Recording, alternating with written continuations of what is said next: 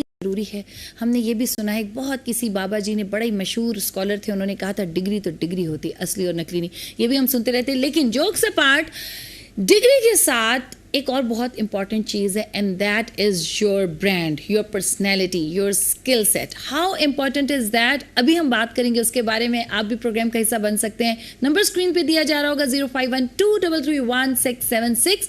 और अभी हमें स्टूडियोज़ में ज्वाइन किया है डॉक्टर अली रज़ा नेमती ने, जो एक कॉर्पोरेट ट्रेनर है, मैनेजमेंट कंसल्टेंट है। बहुत अरसा इनका कॉर्पोरेट सेक्टर से भी वास्ता रहा, अब एकेडेमिया से भी इनका जो है लिंकेजेस इनके एकेडेमिया से भी हैं, ह्यूज प्रोफाइल है।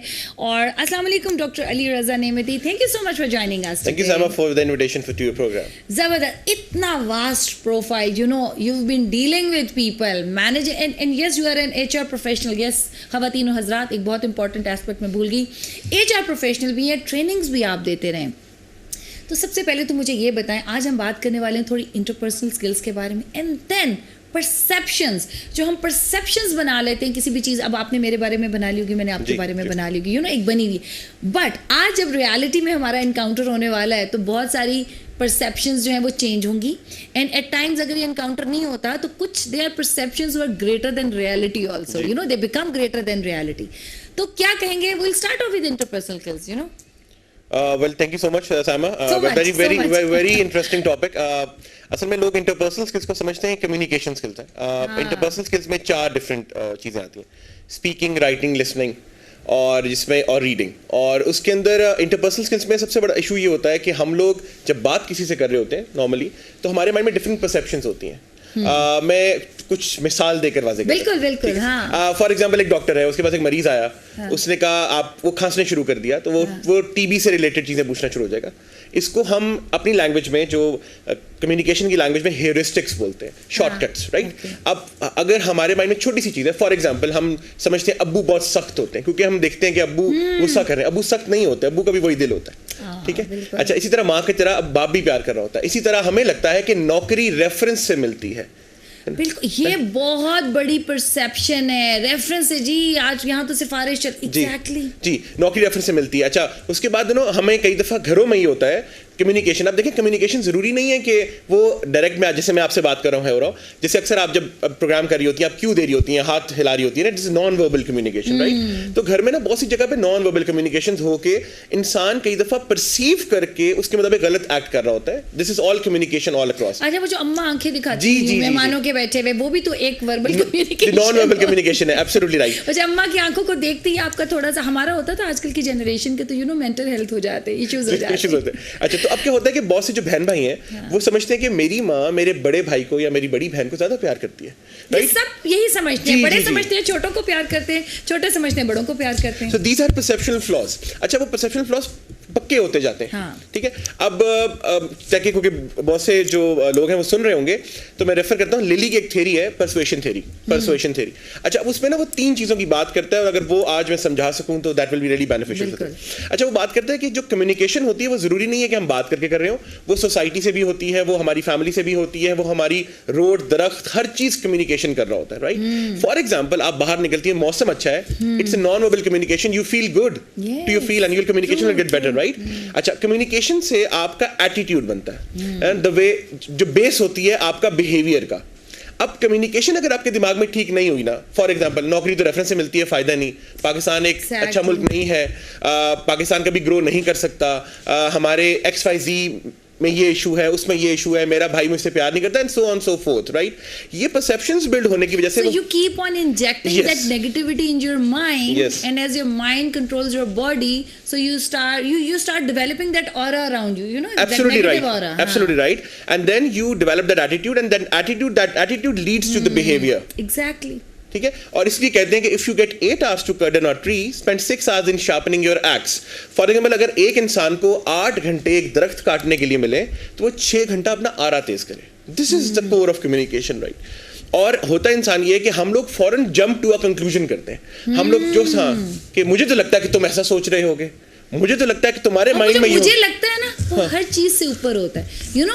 जो आप किसी के बारे में गुमान कर रहे होते हैं ना, आप उसके बारे में 1% डाउट भी नहीं रखते कि शायद मैं गलत सोच रहा हूँ। आपको 100 नहीं 200% यकीन होता है कि मैं ही ठीक हूँ। देखिए, और एक और बड़ी मतलब इशू है कि देखिए अगर आपके ज़हन में जितने भी सवाल पैदा हो रहे हैं उनका जवाब भी आप खुद ही देंगे तो फिर फायदा नहीं है ना। Exactly. तो आप यू में आस्क समवन एग्जैक्टली कि आप, मुझे ये लग रहा है कि आप ऐसा चाह रहे हैं, तो क्या आप ऐसा चाह रहे हैं, पूछ लेना। You need to be expressive, you no.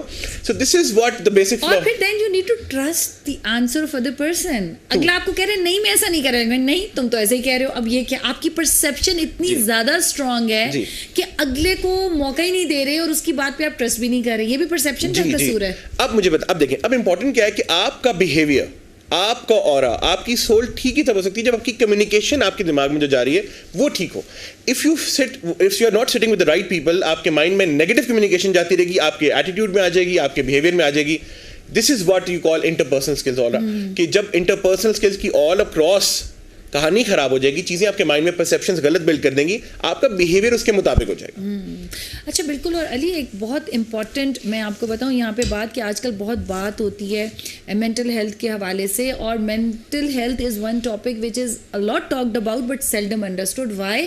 Because के आपको पता है अगर आप कुछ नेगेटिव सोच रहे हो तो मेंटल हेल्थ यहीं से स्टार्ट हो जाती है इफेक्ट होना। Do you agree?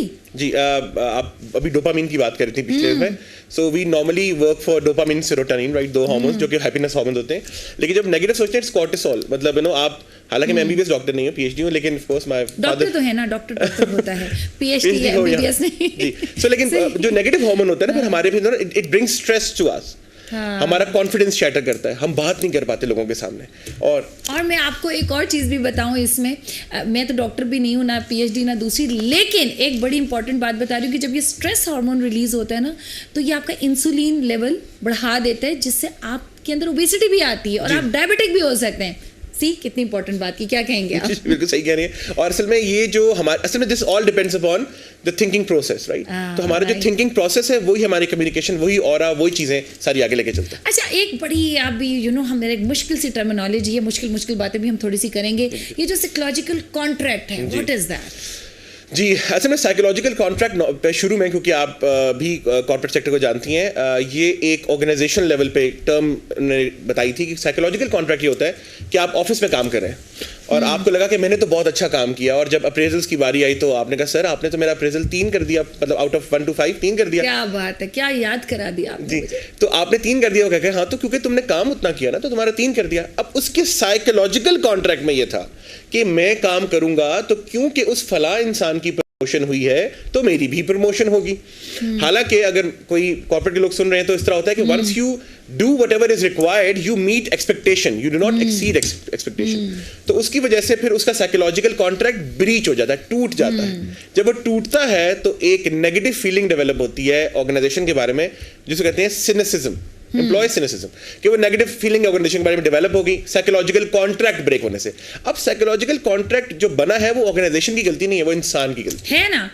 भाई आप कहते हैं कि काम करोगे तो तुम्हारे ये आएगी, लेकिन वो, अच्छा इसमें कहीं वो क्या कहते हैं ना, इंसाफ और जस्टिस सिस्टम का भी कुछ रोल एंड रिस्पॉन्सिबिलिटी है। अच्छा देखिए, बिल्कुल अदर देन द टॉपिक है, बट क्या गलती सारी उसी बंदे की है जिसने बहुत ज्यादा काम किया और परसेप्शन डेवलप। अच्छा देखिए, अब ये बिल्कुल सही बात। अब फॉर एग्जांपल आप अपनी, मैं आपको एग्जांपल लेता हूँ, घर की एग्जांपल लेता हूँ। आप कह रही हैं कि एक काम वाली ने 4 कमरों की सफाई करनी है। वो 4 कमरों की जब सफाई करती रहेगी ना तो उसकी ये रिक्वायर्ड है, उसकी जगह उसको सैलरी डिसबर्स हो रही है। 4 कमरों की जगह उसने कहा कि बाजी आज मैंने डस्टिंग भी की, आज मैंने जाले भी उतारे, आज मैंने ये भी किया। This is exceeding expectation, then you expect something extra. However once you are performing the similar task जो आपको कहा गया है वही आप कर रहे हैं तो आपको उतनी ही सैलरी मिलेगी और उस पे इंक्रीमेंट, नॉर्मल इंक्रीमेंट मिलेगा। बट नॉर्मली हम साइकोलॉजिकली ये बिलीव कर लेते हैं कि हमने क्योंकि वो काम सारा कर लिया है जो हमारी जॉब डिस्क्रिप्शन में लिखा है तो हमें कोई प्रमोशन दे, हमें कोई extra bonus they, etcetera. So this is how it is.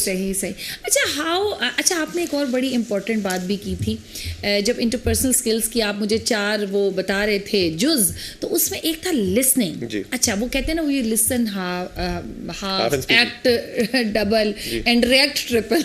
ठीक है, ये मैंने अपनी तरफ से जोड़ दिया।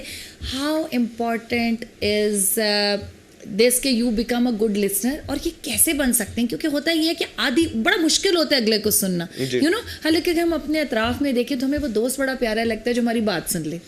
कोई भी इंसान ऐसा, कोई कॉलीग, कोई ऐसा जो हमारी बात सुन लेता है, हमें समझाता नहीं, हमें जज नहीं करता, हमें कोई जजमेंट नहीं दे देता, विदाउट जजिंग अगर आप सुन लेते हो ना तो एक बहुत बड़ा एक एस्पेक्ट। इंटरपर्सनल स्किल में कितने नंबर देते हैं आप लिसनिंग को, and how can one be a good listener? listening is taught less and practice more. Listening is one of the more pivotal चीज़ है interpersonal skills में. देखिए मैं आपको एग्जांपल देता हूँ. देखिए हम लोग जब किसी की बात सुन रहे होते हैं ना, तो उसकी बात समझने के लिए नहीं सुन रहे होते, उसको जवाब देने के लिए सुन रहे होते हैं. और जो बॉडी लैंग्वेज है सुनते वक्त वो कितना इंपॉर्टेंट है ये भी बताएं. बहुत इंपॉर्टेंट है. लोग बात करते हुए तो देख रहे होते हैं. अच्छा मैं अगर आई कांटेक्ट कितना जरूरी है. एक्सट्रीमली जरूरी. मैं आप फोन पे बैठ के अगले को कह रहे हैं बोलो मैं सुन रहा हूँ, इसके बारे में क्या कहेंगे आप? ये इसके बारे में ये कहूंगा कि मैं आपको चलें इसकी एग्जांपल हमारे the best of the leader हज़रत मोहम्मद सल्लल्लाहु अलैहि वसल्लम की एग्जांपल देता हूँ कि जब भी वो किसी से बात करते थे ना, तो he used to turn himself completely. Oh beautiful. Completely right. You know, to just to pay attention and to show कि I am listening to you right. और जब हम दूसरे को सुन रहे होते हैं कि हमने जवाब देना ना, तो हम अपने तमाम दिमाग के दरवाजे बंद करके सुनते हैं कि यार इसकी बात नहीं सुननी, हमने तो उसको जवाब देना है. जवाब देना है एग्जैक्टली. एंड जस्ट डिबेट, वही वाली बात है ना, बहस बनाई बहस फॉर नथिंग. फिर वो तकरार रहती है, बहस नहीं रहती, वो तकरार रहती है. अच्छा दूसरा ये है कि आजकल आपको पता है कि बहुत सारी, जब आप अपनी पर्सनालिटी डेवलपमेंट की बात करते हो, ब्रांड डेवलपमेंट की बात करते हो, तो एक वो कहते हैं ना अहद अब तमाम होने को है जो बुक रीडर्स का है, जो कि उन सफ़ों के लम्स को महसूस करता था. और वो ये भी कहा जाता था कि you are what you read. You know, एक होता है ना you are what you read, वो भी सही है, लेकिन एक ये भी आपकी पर्सनैलिटी के लिए जो रूह की ग़ज़ा है, जो आपकी personality, you are what you read. तो आप मुझे ये बताइए कि रीडिंग के लिए एक तो टाइम कैसे निकाला जाए. आजकल तो खैर ई बुक्स भी अवेलेबल हैं, लेकिन उसका वो मज़ा बहरहाल नहीं है. ठीक है, आईसाइट के प्रॉब्लम्स हैं. किस तरीके से जो अपनी सेल्फ डेवलपमेंट के लिए, पर्सनैलिटी डेवलपमेंट के लिए रीडिंग हैबिट कैसे डेवलप की जाए? बहुत इंपॉर्टेंट है रीडिंग. तो देखें, you need to learn your, मतलब आप till you from the cradle to the grave it's learning right. So reading जो है ना, उसका प्राइमरी रिसोर्स है. अच्छा, अब रीडिंग के लिए इंपॉर्टेंट ये है कि ज़रूरी नहीं होता कि आप किताब उठा लें. देखें, इसके लिए बहुत आसान चीज़ें अब आ गई हैं और ज़माना आगे चला गया. आप इंटरनेट पे जाके, यूट्यूब पे जाके कोई भी बुक के चैप्टर्स प्ले कर सकते हैं. You can put your AirPod in the mind और आप उसके एयरपॉड लगाकर आप वो सुन सकते हैं और आपके बुक के चैप्टर्स सुन सकते हैं. इवन के अब तो माइक्रोसॉफ्ट वर्ड एंड जो PDF है उसके अंदर भी स्पीकिंग ऑप्शन आ गया. तो अगर आप काम कर रहे हैं and you would like to listen और साथ साथ काम करते हैं, you can listen it right. So things have gone easier. Also अगर आप बहुत से जो मैनेजमेंट कंसल्टेंट होते हैं या मोटिवेशनल स्पीकर होते हैं, वो बेसिक लैंग्वेज में कुछ बातें कर रहे होते हैं. अगर आप टोनी रॉबिन्स को सुनना शुरू करेंगे, शायद वो कल्चरल कॉन्टेक्स्ट से शायद रेलेवेंट ना हो, लेकिन बहुत सी ऐसी चीज़ें होती हैं जो आपकी लर्निंग के लिए बड़ा इंपॉर्टेंट है. बस इंपॉर्टेंट ये है कि आपने रीड करना क्या है. देखिए, अगर आप जाके डायरेक्टली एक बच्चा कॉल मार्क्स की बुक पढ़ना शुरू कर दे जो उसका ताल्लुक नहीं है, या एडम स्मिथ की बुक पढ़ना शुरू कर दे, you should start from the basic from the understanding society, understanding people, talking to people. This is important. और अगर मुझसे आप पूछें कि किसी के अंदर सबसे इंपॉर्टेंट स्किल सेट क्या होनी चाहिए नौकरी के लिए, वो है इंटरपर्सनल स्किल्स. आप यकीन करें कि मैंने शायद लाइफ में 10,000 इंटरव्यूज किए होंगे, मैंने आज तक किसी से उसका GPA नहीं पूछा. सीरियस, मैंने इसके मार्क्स नहीं पूछे आज तक. हमने जो ये रैट रेस में लगाया हुआ है कि जी इतने एज लो और इतने बीज लो, तो क्या फायदा? हाँ ठीक है, बंदे को इंटेलिजेंट होना चाहिए, लेकिन इसका मतलब ये नहीं कि लोग पढ़ना ही छोड़ दें. लेकिन इसका मतलब ये है कि एटलीस्ट आप ये फोकस मत करें.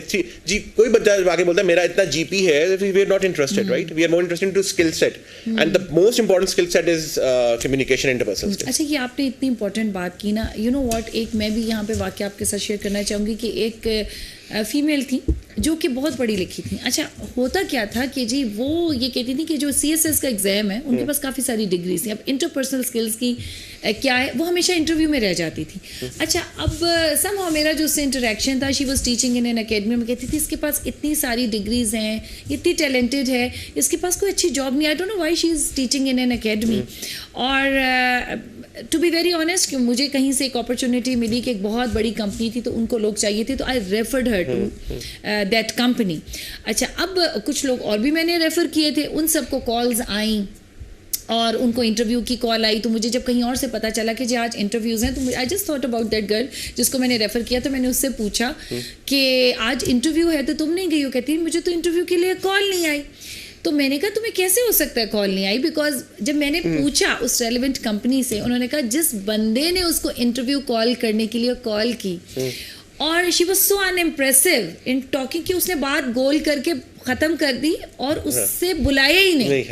एंड वो CSS के एग्जाम्स पास करती रही है पहली अटेम्प्ट. और हमेशा you know how this is, जो हम बात करें ना कि कितना ज़रूरी है पब्लिक स्पीकिंग में, या आप अपने आप को you know if you are unable to justify and speak for yourself and stand, और वो कहते हैं ना कि अपनी जो भी एक्शंस उनको अगर आप जस्टिफाई नहीं कर सकते तो यू स्टैंड नोवेयर। जी ट्रू। अभी एक इसी से रेलेवेंट एक बात है जिसको हम कहते हैं पर्सनल ब्रांडिंग। नॉर्मली मैं ट्रेनिंग जब कराता हूँ तो पूछता हूँ कि सेल्स का बंदा कौन है, तो सब लोग कहते हैं हम तो नहीं है। जो सबसे ज्यादा मुस्कुरा रहा होगा ना वो सेल्स का बंदा। अच्छा, मैं समझता हूँ कि हर बंदा सेल्स का बंदा है। For example you sell yourself differently to your husband, to your kid, to your father, to your mother, to me, to your producer and to the channel owner, right? So आप वो है ही नहीं साइमा जो आप अपने हस्बैंड के लिए या अपने बच्चों के लिए या अपने बाप के लिए या माँ के लिए। सो आप इतनी इंटेलिजेंट है कि you sell yourself differently to everybody and आपको पता है कि मुझे किस ट्रेड को कहाँ सेल करना है। So everybody is a sales person, right? And everybody manages a brand. Right now on the channel, right, you manage your brand by talking intellect and acumen. इसी तरह मैं जब चैनल पे आऊंगा I'll manage my brand. इसी तरह everybody manages a brand. It's known as personal branding. और आपके पास इंटरव्यू में 5 मिनट होते हैं to manage your brand. अगर आपको अपने ब्रांड का USP, unique selling proposition नहीं पता, तो yes, try to find it out first, and then to start talking to people, and then interviews के बाद की बात। तो किस तरीके से ये जो यूनिक सेलिंग प्रोपोजिशन की आपने बात की है, दोज सिंपल जो लोग आपको देख रहे हैं, boys girls, those who are going to appear for an interview, या जो अपने मिड करियर में और अब अपना करियर एनहेंसमेंट चाहते हैं, शिफ्ट चाहते हैं, वही जो यू टर्न हम लेते हैं, लेना चाह रहे हैं अपनी लाइफ में और एक नई ब्रांडिंग के साथ अपने आप को पेश करना चाह रहे हैं, वो ये जो है यूनिक सेलिंग प्रोपोजिशन जो है USP, इसको किस तरीके से इसकी एक मिसाल से उसको बात करते हैं। देखिए फॉर एग्जांपल इंटरव्यू में एक बंदा अपीयर होता है तो मैं अक्सर पूछता हूँ कि आपका नाम फॉर इसका नाम लारेब है, राइट? तो पूछता हूँ लारेब मुझे बताएं कि मैं अफशीन को हायर क्यों ना करूं और लारेब को हायर क्यों कर लूं। वो कहती है मैं हार्ड वर्किंग हूं। मैंने कहा वो भी हार्ड वर्किंग है। मैं बहुत मेहनत करूंगी। मैंने कहा उसने भी कहा मैं बहुत मेहनत करूंगी। कहती है कि सर मैं दिन रात एक कर दूंगी। मैंने कहा उसने भी कहा दिन रात एक कर दूंगी। फिर उसने एक बात बोली कि सर मुझे ना MS प्रोजेक्ट्स पे काम करना आता है। मैंने कहा वो अफशीन को नहीं आता। तो you got a tick in your box, right? And you know this is where we needed you to work on MS projects. Something extra हो गया ना, बर्गर with extra cheese। जी, तो आपके पास ना जी अब आपके पास ना कुछ लोगों के पास डिग्री एक्स्ट्रा होती है। हम जब फैकल्टी हायर कर रहे होते हैं, कुछ बैचलर्स आ गए, एक मास्टर आ गया तो हो गया, फिर देन कुछ मास्टर्स आ गए, कुछ PhD आ गई। सो कुछ जगह पे डिग्री, लेकिन हर जगह जहाँ पे जरूरत एक ग्रेजुएट की है वहाँ पे अगर आप PhD हायर कर लेंगे तो it won't work at times, right? जी, अब देखिए बैंकिंग में I have served around good years in banking. Banking में we do not need PhD normally. तो होता है कि अगर उसमें इंटरपर्सनली चाहिए होता है। जी वहाँ पे हाँ, अब वहाँ पे क्या होगा एग्जाम, वहाँ पे जी पोर्टफोलियो कितना है आपका। आपने इस एक्स्ट्रा डिपार्टमेंट में काम किया, सर वो थोड़ी ट्रांसफर हुई थी ना, LCs खोली है, सर वो ट्रेड में थोड़ा काम किया है, सर वो मैंने डिपॉजिट्स भी देखे हैं, सर वो मैंने एसेट साइड भी देखी है। तो वो फिर आप ऑफ कोर्स कोई बंदा भी हो, ब्रांच मैनेजर, एरिया मैनेजर, फिर वो करता क्या कि उसको प्रेफरेंस देता है, वो उसका USP है, यूनिक सेलिंग प्रोपोजिशन। हम लोग अपने ना एरिया कंफर्ट जोन से बाहर नहीं निकलते ना काम करने के लिए। तो उस चक्कर में फिर हम कहते हैं नहीं हम तो उतना ही काम करेंगे जितना। ब्लेम गेम स्टार्ट हो जाती है और हम एक्सक्यूजेस और कंडीशंस लगाते हैं दूसरे की सक्सेस पे। जब कोई जा रहा होता है ऊपर लैडर चलता जल्दी, आपसे नीचे से होके ऊपर चला गया ना, तो फिर आपको एक्चुअली वही वाली बात है, आपको अपना इंटरनल ऑडिट सिस्टम ऑन करने की जरूरत होती है उस वक्त कि हमारे अंदर आप खामी दूसरों में तलाश करते हैं, खामी अपने अंदर तलाश करने की। मतलब परसेप्शन गलत होगी ना इंसान की। इंसान को लगा कि जो ऊपर जाता है उसकी सिफारिश है, हालांकि नहीं, जो ऊपर जाता है उसके स्किल सेट भी हो सकते हैं ना, उसकी अपनी मेहनत भी हो सकती है। तो this is the interpersonal skills जो आपकी हैं, परसेप्शनल फ्लॉ जो होते हैं जिससे आपका। अच्छा, अगर थोड़े से आप हमें ट्रिक्स बताना शुरू करें सेल्फ इंप्रूवमेंट के, लाइक जैसे कि they are lot of people who are highly qualified, जैसे भी मैंने बताया, but they are unable to speak in the public. उनको कुछ हो जाता है कोई ठंडे पसीने आना शुरू होते, काम पे टांगना शुरू हो जाती हैं। तो इन काम पे टांगने का इलाज है आपके पास कोई? जी देखें, ये भी एक इशू है। देखें, अब मैंने एक रिसर्च है उसमें है कि 100 लोगों से पूछा कि आपको जिंदगी में सबसे ज्यादा डर किस चीज से लगता है। तो मिस साइमा, अगर मैं आपसे पूछूं कि आपको जिंदगी में सबसे ज्यादा डर किससे लगता है अल्लाह के बाद? अच्छा, मैं आपको बताऊं सीरियसली, मैं यहाँ पे I will be very honest, मुझे जहाज के सफर, even though I have travelled all across the globe, but मुझे फ्लाइंग से कुछ फोबिया है, क्या डर लगता है। गुड। अब उस रिसर्च के मुताबिक फ्लाइंग वाज 7%, और आप इमेजिन करें 41% was speaking to a group. मतलब आप जैसे लोगों से बात कर रही है ना, तो 41% लोग बात ही नहीं कर पाते। अच्छा, उसका रीजन क्या है आप पूछे? रीजन ये है, their reason is loss of prestige, बेइज्जती होना, बीइंग जज्ड, हाँ, कि वो लोग क्या कहेंगे। ठीक है, तो लोग तो हमेशा कुछ ना कुछ कहते रहेंगे, राइट? तो लोगों की परवाह नहीं करनी, पहला पॉइंट। ठीक है। दूसरा कि अगर आपको फिर भी कॉन्फिडेंस चैटर होता है, कॉन्फिडेंस का प्रॉब्लम है, बोलना का मसला है, stand in front the mirror, शीशे के सामने खड़े हो और बात करें। अपना एटलीस्ट वॉइस नोट सुनना शुरू कर दें। लोग अपनी वॉइस नहीं सुन पाते, कि कि जी ऑफ कोर्स मुझे आई फील पता एम्बैरेस्ड, नहीं मैंने क्या बोला होगा, हाय पता नहीं मैंने क्या किया होगा, यू नो ये होता है, मेरी पिक्चर मत खींचो, पता नहीं कैसा आ रहा है, कैसे आ रहा है। एग्जैक्टली जी जी, तो लोगों को ना सेल्फ कॉन्फिडेंस का प्रॉब्लम है। पिक्चर को बीच में नहीं लाने का, क्योंकि पिक्चर तो आपको पता है 1000 में से एक ही सही होती है। वो कहते हैं ना कि कुछ लोग पुराने जमाने बच्चे 2 ही अच्छे थे, 10 होंगे तो 2 अच्छे निकलेंगे ना, 2 ही अगर होंगे तो कैसे अच्छे निकलेंगे। खैर ये हम अजराही मजाक की बात करें, प्लीज़ पॉपुलेशन में इजाफे का अभी इतने सारे वो जो है ना ह्यूमन रिसोर्स तो ऑलरेडी आप कहते रहते हैं इट्स द बिगेस्ट चैलेंज, और ह्यूमन रिसोर्स जो है वो अभी भी हमारा जो है इसी को हम चैनलाइज और स्ट्रीमलाइन कर लें तो मेरे ख्याल से बहुत हमारी बहुत बड़ी कामयाबी होगी। और सच्ची बात बताऊं कि जब मैं इंटरव्यूज कर रहा होता हूं और पोजीशन अनाउंस करता हूं किसी भी ऑर्गेनाइजेशन के लिए, तो आप यकीन करें नौकरियां बहुत हैं पाकिस्तान में, मुझे बंदे ही नहीं मिलते, यकीन करें, I am being very honest to you. अच्छा ये ना वैसे कुछ आपने सही बात इसलिए की है कि हर बंदा कह रहा तो जॉब चाहिए, जैसे कोई ऐड आ जाता ना बंदा ही नहीं मिलता, you know, हम कहते कहाँ है वो सारे लोग जिनको जॉब चाहिए थी, अब पीपल आर आस्किंग कि यार कोई है तो बताओ, रेफर करो, लेकिन उस टाइम पे सबको जॉब मिल चुकी होती है। ये भी कुछ मतलब मुझे लग रहा है कोई नेचुरल कुछ है। अब फॉर एग्जांपल आप एक नया प्रोग्राम शुरू करिए, होस्ट चाहिए, अब होस्ट में क्या करेंगे, आप कहेंगे एमबीए की डिग्री तो नहीं देखेंगे ना, आप कहेंगे the person should be able to talk and see in the camera, अब वो नहीं देख पाएगा तो आप उसको कैसे हायर करेंगे सिफारिश के बावजूद। Exactly that. अच्छा एक मैं आपको एक बात बताती हूँ, कई दफ़ा रेफरेंस चलता है, लेकिन रेफरेंस कैसे चलता है, बिकॉज जैसे कि अभी आप कॉर्पोरेट सेक्टर में हो, आपको कोई बंदा चाहिए या you have seen me now, ठीक है, या आपको कहीं से कोई रेफर कर देता है क्योंकि आपने मेरा काम देखा है। अब जो बंदा नहीं चाहता, all you can do is you can connect me to that person. आगे से गेम आपकी है, बस आगे से वो आपकी रेफरेंस पे कुछ नहीं करेगा, आगे काम तो आपने करना है, उस बंदे ने नहीं करना, तो that again your interpersonal skills and skill set matters, really matters. और हम लोग इसको एक चीज है अगर लिख लें लोग और पढ़ लें, that is ASK, attitude knowledge and skill set. So this what gives you the job, this what makes you successful in life. ये 3 चीजें बड़ी इंपॉर्टेंट है, attitude knowledge and skill set. हाँ, और इसको आपने साथ साथ एनहेंस भी करना है, जिसको कहते हैं ना कैपेसिटी। अगर आप फ्रीज हो गए तो वहीं आपकी दुनिया भी फ्रीज हो जाएगी। अच्छा, thank you so much Ali, आपके साथ बड़ी इंटरेस्टिंग गुफ्तगू रही। और जाते जाते क्या मैसेज देना चाहेंगे लोगों को जो सब ये सोचते हैं? मैं चाह रही थी कि थोड़ी सी आप अपनी भी स्टोरी, जो अली रजा नेमती का आज हमें ब्रांड नजर आ रहा है, इतनी अच्छी अच्छी बातें कर रहे हैं, माशाल्लाह से इन्होंने PhD भी कर ली, इन्होंने भी तो तकलीफ देखी होगी, इन्होंने भी तो सेटबैक्स बर्दाश्त किए होंगे। मैं चाहती हूँ कि थोड़ा सा अपने फेलियर्स को और उन कंस्ट्रेंट्स को, उन चैलेंजेस को भी ज़रूर शेयर करना चाहिए, क्योंकि उनको होगा कि अली रज़ा नेमती तो शायद ऊपर से ऐसे ही उतरे थे, इतनी अच्छी अच्छी बातें करते थे बचपन से, ऐसा नहीं होगा, थोड़ी सी कुछ होती है गॉड गिफ्टेड चीज़ें में, लेकिन उसको पॉलिश करना भी बहुत ज़रूरी होता है। देखिए बहुत दफ़ा ऐसे होता है, मैं क्योंकि अच्छा स्टूडेंट रहा था तो मेरे मास्टर्स में भी ऑफकोर्स हैड अ डिस्टिंक्शन, लेकिन जब मेरे माइंड में डिस्टिंक्शन की बात आ गई कि मैं डिस्टिंक्शन भी हूँ, मैं कॉर्पोरेट सेक्टर में काम भी करता हूँ, तो वो कहते हैं success breeds complacency and complacency breeds failure. Successful होने की वजह से ना आप कॉम्प्लेसेंट हो जाते हैं, you do not prepare yourself, you do not prepare yourself. आप कहते हैं यार ये तो मसला ही नहीं है भाई के लिए तेरे, राइट?